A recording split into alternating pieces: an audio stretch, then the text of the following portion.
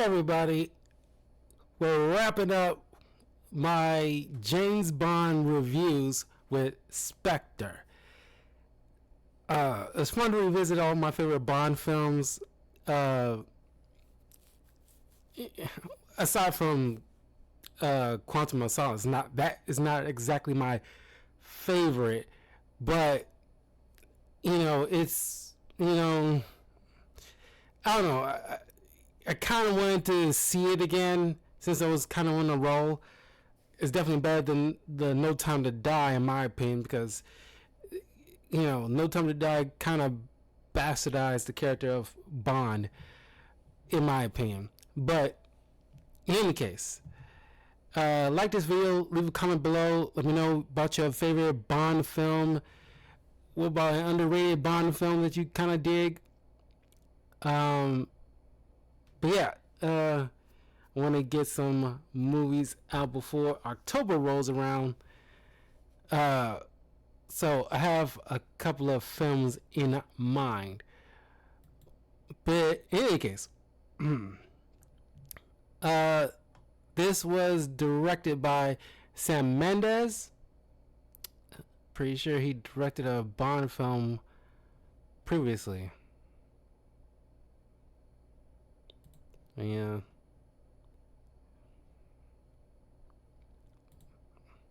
Yeah, Skyfall. So it was like picking her right after Skyfall. So, once again, we got Daniel Craig as Bond. We got Christoph Waltz as Blofeld.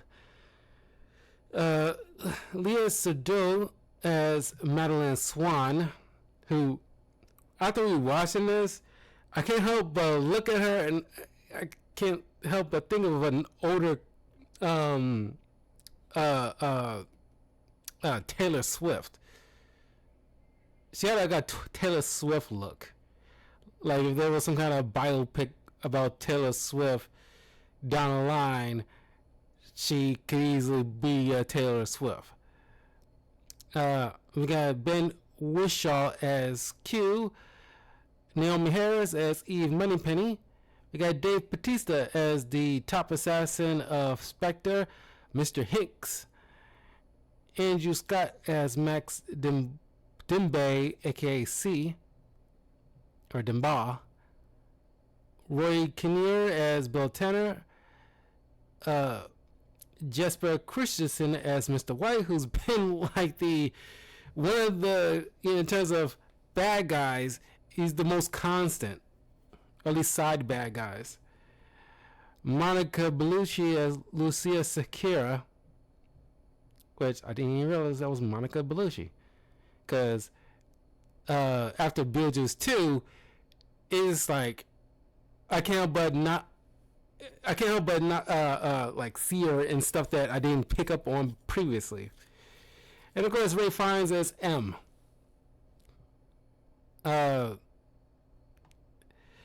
So we open with this movie, and the best way to open, because Daniel Craig's Bond films, by and large, they all, except from the last one, by and large, they open really well.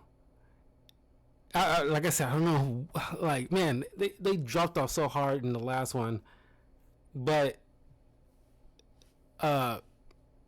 this long tracking shot during the Dia de los Muertos. Like I said it correctly before I started the stream. I don't know why I'm like second guessing the way you say it, but Day of the Dead, if you are the uneducated, and it just like it seems like to go on for a few minutes, but it's just like, oh, and he never went back to that chick he had on his arm.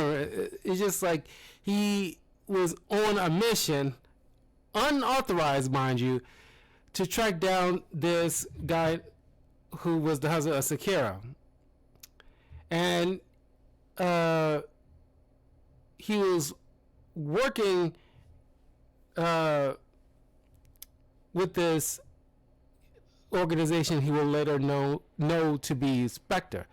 He's foiling a bombing attempt during in Mexico City, and he ends up fighting off the guy, killing him via helicopter. And of course, during all this, put him on leave of absence because he went essentially went rogue during like a mission that wasn't sanctioned, but it was a posthumous mission given to him by the previous M, who was who had information about this secret organization, and Secura being supposedly a part of it. She wanted him to kill him and then go to his funeral, where he would more than likely get some leads.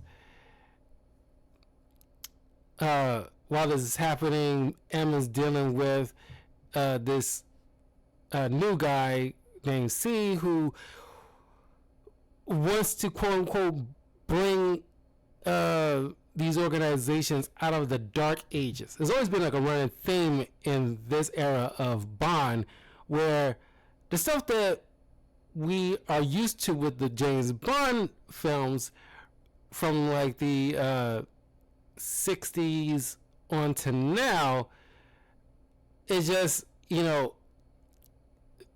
matter of fact, even up to the point of the Pierce Brosnan Bond films, it's just like, they've been trying to like bring M and Bond into the modern day way of handling counterterrorism and spy organizations and stuff like that, because the whole Cold War type of espionage doesn't work anymore.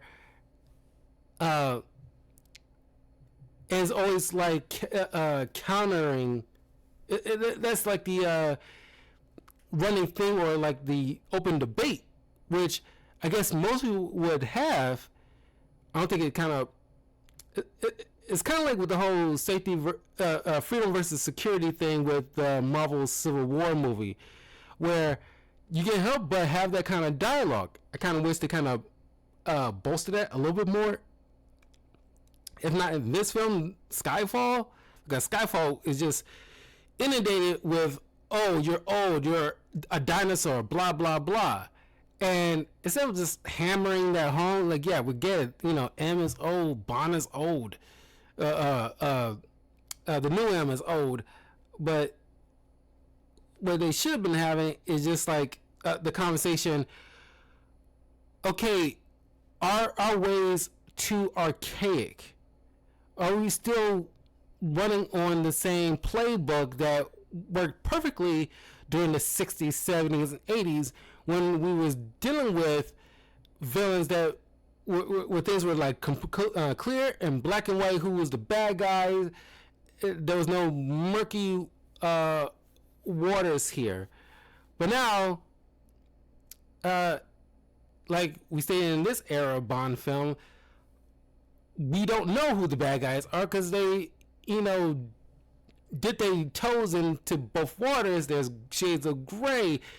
People used to be like with like Silva, used to be one of us. Now he's not, because things turn, things change. It's not like there wasn't double agents before, but it's just that the line is not clear anymore, and you have to question.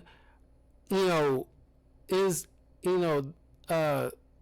M and Bond's ways too outdated, where we need to embrace the future in terms of espionage of the modern era, the digital era. I kind of wish they kind of, really brought that more to the forefront. But anyway,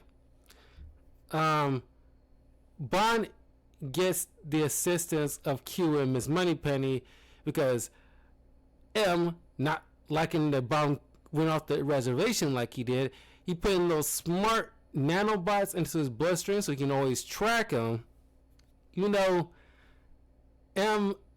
previous M in Casino Royale had that little chip thing in his wrist, and it's like, what happened to that? Y'all forget that? But Bond convinced Q to not essentially turn it on for at least a couple of days until he goes and investigates. And then, and this part, I think, is more of a control move.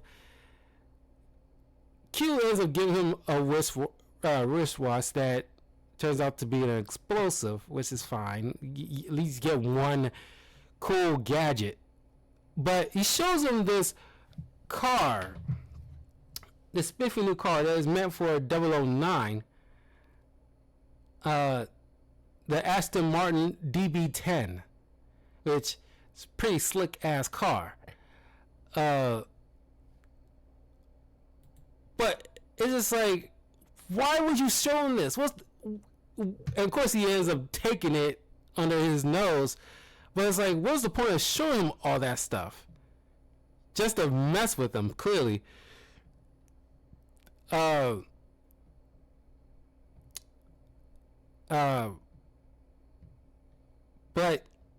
he ends up going to the guy's funeral. We get a little tease of Blofeld, because I loved how they kept him. We don't see his face. He's always either kept in shadow or off to the side or the back of the head or something like that. I think they did that with the original Blofeld back in the day, where he's kind of like Dr. Claw from Spectre Gadget, where you only see his hand, or you often see him pet his white cat, which we get here at least a little bit.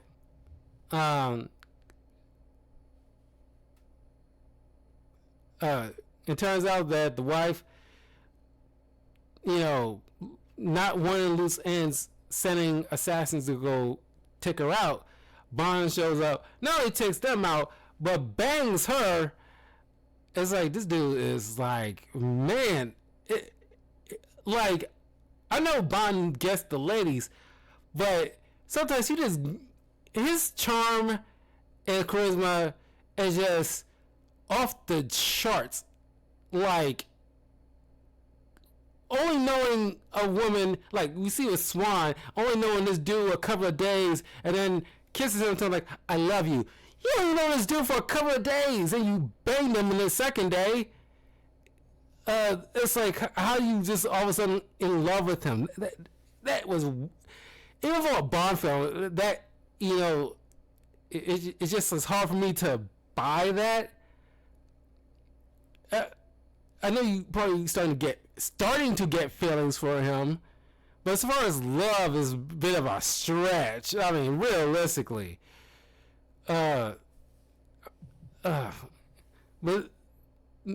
this one, on the day of her husband, even though he was a terrorist, so screw him. But on the day of his funeral, you end up banging some other guy. This is wild.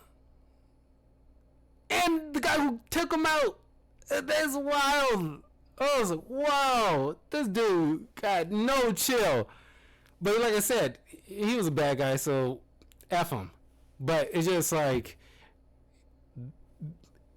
I don't know. But he, we get like a mention of Felix Leiter, but we don't get him here. But Bond sends word out to Felix to, help her out and get her sanctuary so she can escape further assassination attempts. Which you would think, like, because of Spectre having its hands into pretty much almost everything, I wouldn't be surprised if there was Spectre agents among the CIA.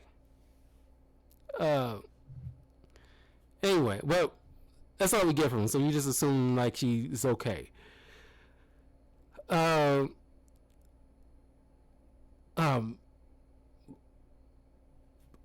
Bond, the ring he lifted off of Sakira's finger had the insignia of Spectre on it. So he goes and to this secret organization. They're just having a little secret meeting. And while talking amongst his cronies, because like there's a lot of people there, Blofeld, has amassed a serious influence, and he just knew this guy was there, or at least knew that he was coming, and he just called him out. And he had an entire villain come chasing after them. Eventually, Hicks comes chasing after them, but he managed to escape. Realizing that he found out that they're planning to tie up loose ends with Mr. White, he goes to track him down, which he's suffering from some kind of poisoning.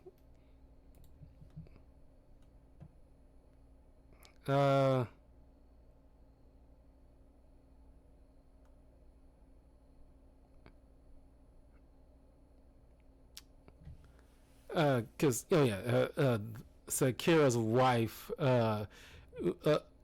gave him some information. That's how he found that secret meeting. Thallium poisoning he was suffering from. My memory just went back to that gunshot he suffered in Quantum of Solace, and I don't know. I thought that was somehow related. Well, whatever. So Bond finds out that he has a daughter and he promised to protect her. Mr. White gives him some information and then takes himself out. He's sitting there, got himself recording every little thing in his house. I guess making sure that cover his bases in case he needs to flip or have some kind of leverage. So Bond goes to it was Swiss Alps or something, some snowy location.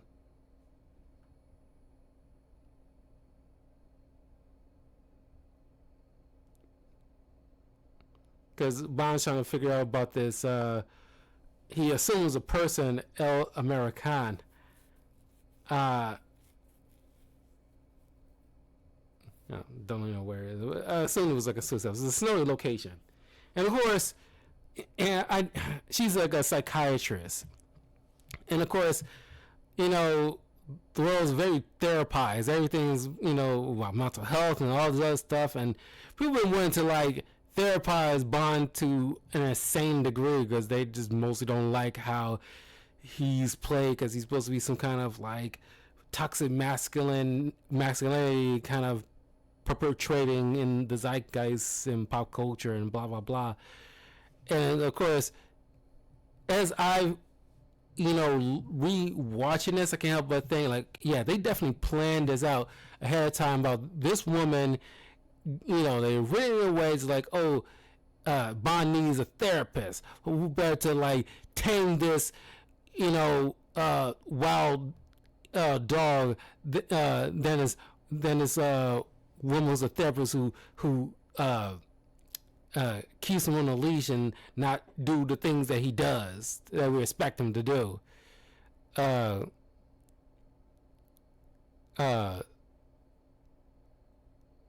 And she should have just been the girl of the movie. No shade to the actress, but it's just and then in the last film, she would have wanted to have a kid with him, a daughter, of course, to settle him down, or what would be the word? Break him in, or house train him, or domesticate. That's the word. Domesticate Bond. That was the overall plan, because they knew this next movie was going to be the last one, and they wanted him to go out. I'm not like a bitch, but just like constantly weeping, domesticated, give him like a child, and practically in like a steady relationship with this woman. And it's like, oh my goodness, it's not like it's unprecedented. There was like at least one other Bond that legit got married, but they killed off the woman in the next film.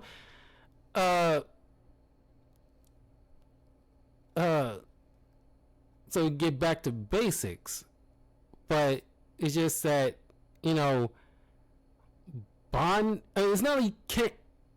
They want to end it, fine, but don't end it where he has to go out in a death. It's like, just reboot the thing.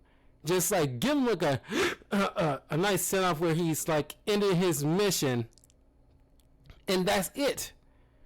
He's alive. He done his duty. He stopped like this other big bad that's bigger than Blofeld, and just and for all we know, like he's done his job, and not like he needs to retire, but just like good job, Bond. You saved the day again. Anytime, M. And he walks off, flirts with Moneypenny, and close the door.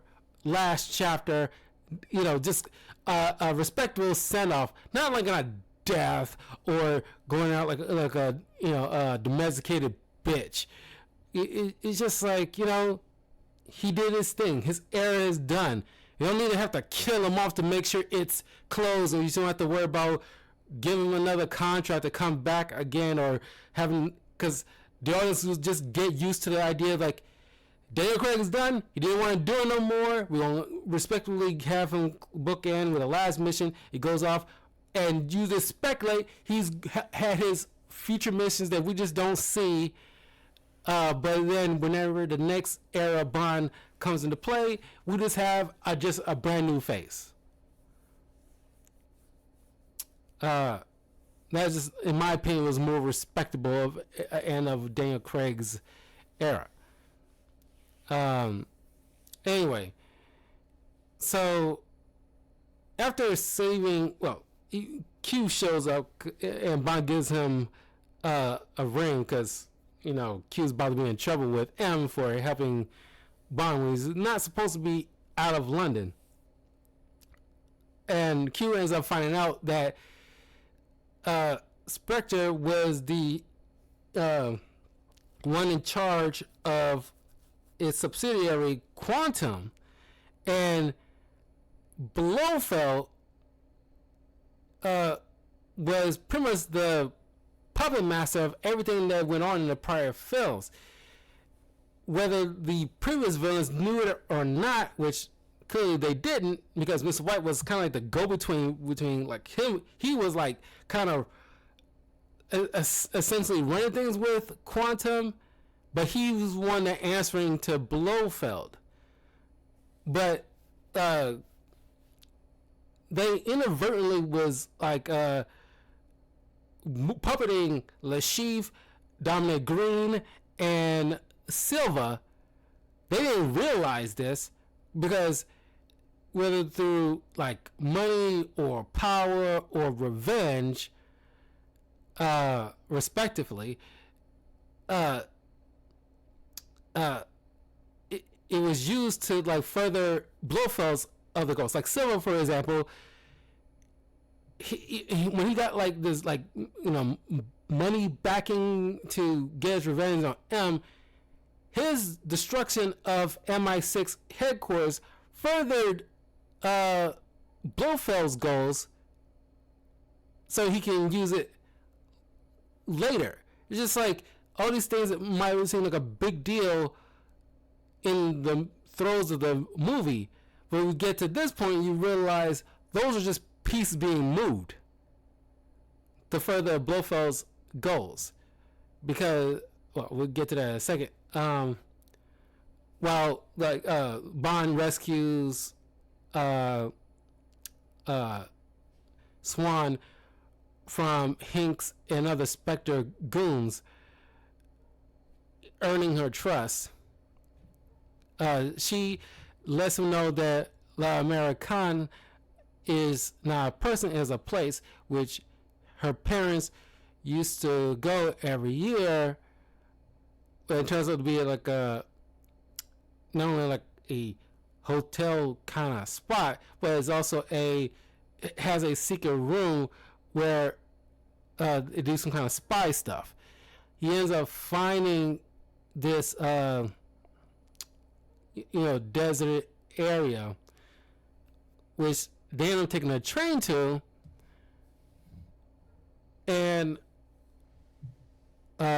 while they were having like a nice martini drink, Hinks followed them. A fight ensues, which, by the way, in one scene, it seems like the compartment on the train had like a decent amount of people. Not full, mind you, but there was at least 2-3 tables with a couple of with some couples having like a meal. Then all of a sudden, when Hinks shows up and starts fighting Bond and Swan, all of a sudden the entire compartment is just barren.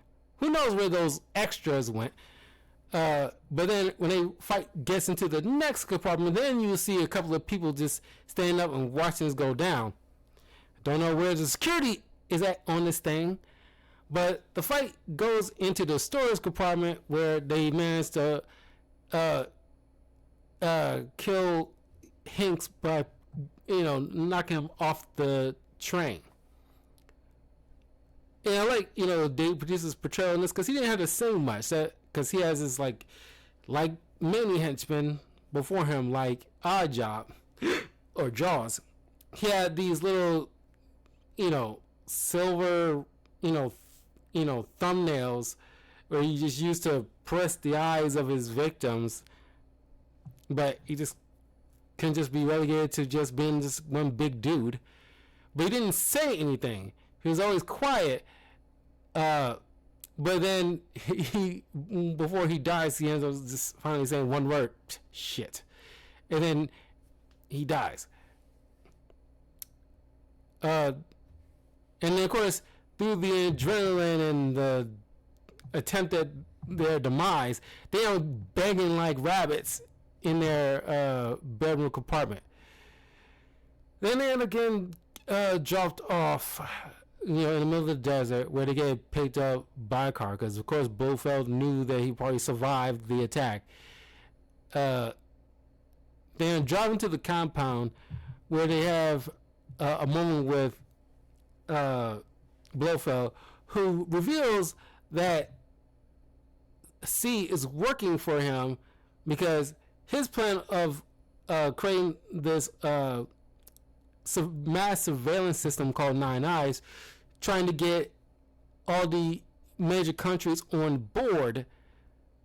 Of course, they needed a unanimous vote, but when like South Africa, for example, decided not to agree, Blofeld, because he needs control over this, because with control of this network, he can have eyes everywhere and control and power, because information is power, to give him like complete rule. He organized a terrorist attack in South Africa to manipulate the leaders into agreeing with the Nine Eyes surveillance system. Bond ends up getting tortured, but he activated his wristwatch, which caused an explosion, which we get to see the iconic scar of Blofeld happening. Also, it's revealed that Blofeld, because he had like a grudge against Bond, because they were stepbrothers. After Bond's parents died, Blofeld's father pretty much pretty much adopted him essentially and raised him, but Blofeld felt that his own father favored Bond more than him, organized a pseudo avalanche during his climbing expedition, killed his father, faked his death, and then slowly created Spectre. while Bond was recruited during by the British military and then rose to the ranks of an MI6 agent. So Bond goes back to London, reports to M and let him know about C and him working with Spectre. Bond and Swan eventually get, kidnapped respectively by Spectre goons. They end up in the old MI6 building where Blofeld set a timer for 3 minutes for Bond to find Swan, and but he doubted that he was going to make it. While M and Q deal with C, who during like a struggle over a gun between him and M, he falls to his death.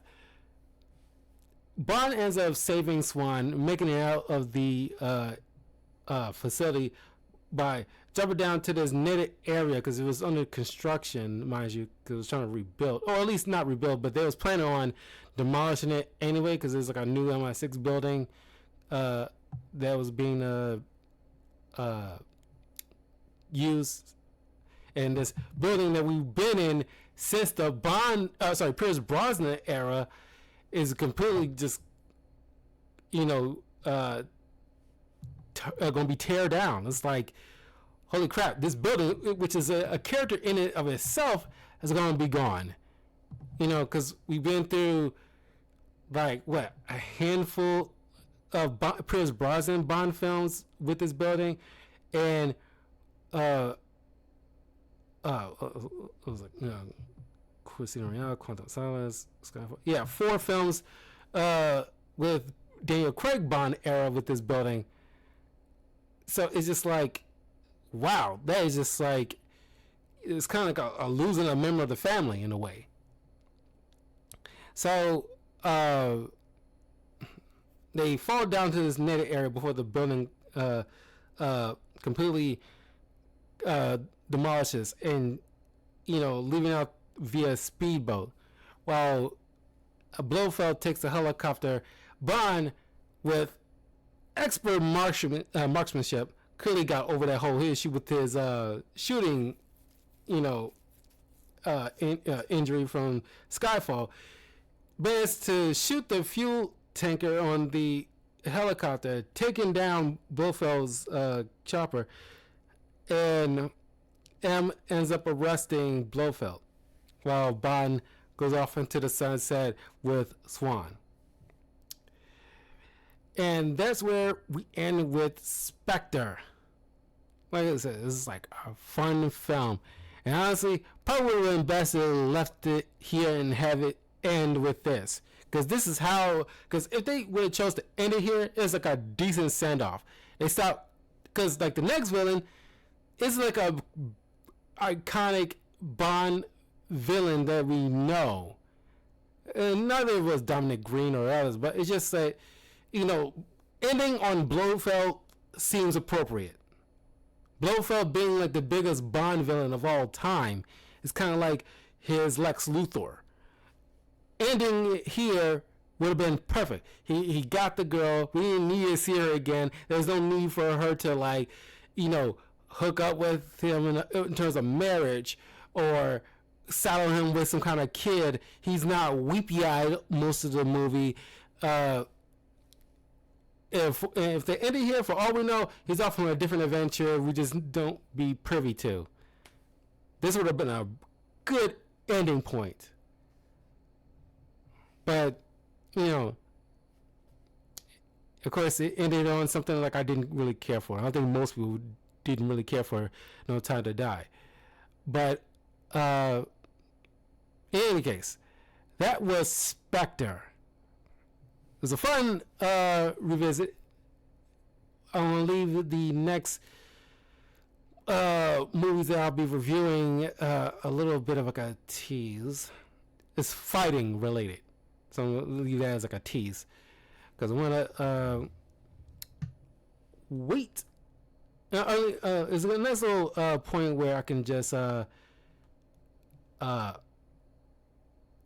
get a little bit of break of franchise type of films for a hot minute, at least for a good while, because the I got a good selection of stuff for this October. And it's got to pick at least 5. But I know the first one I want to talk about, like, a lot. At least the first 2. I know the first 2 I really want to talk about. But in any case, I will see you guys in a little bit, because speaking of creepy stuff, I'll be talking about the season 2 of Wednesday. So leave your comments below. Let me know what you think of Spectre, and I will see you guys next time. Stay safe. Have a good weekend. Take care. Peace.